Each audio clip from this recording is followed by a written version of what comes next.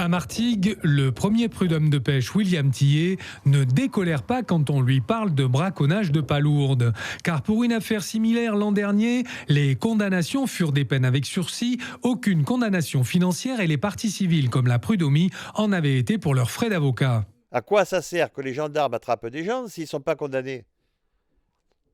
Par contre, en échange, un professionnel, s'il a perdu ses papiers, oublié ses papiers, malgré qu'ils soient en règle, lui, c'est direct, hein, c'est entre 350 et 750 euros, on ne discute pas.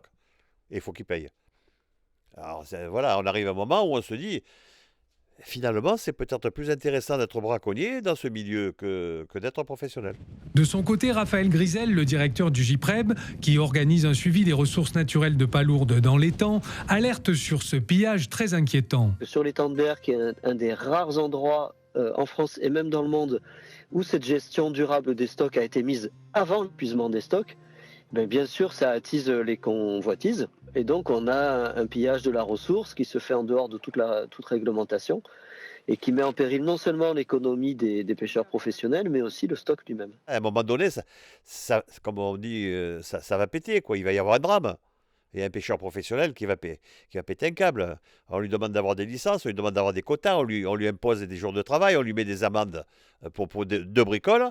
Et à côté de ça, il y a les restaurateurs qui achètent pas cher, il y a les braconniers qui pêchent, ils se foutent des horaires, ils se foutent des quotas, ils se foutent des licences. Et tout va bien, quoi. 78 pêcheurs professionnels ont actuellement la licence de pêche à la palourde dans l'étang de Berre.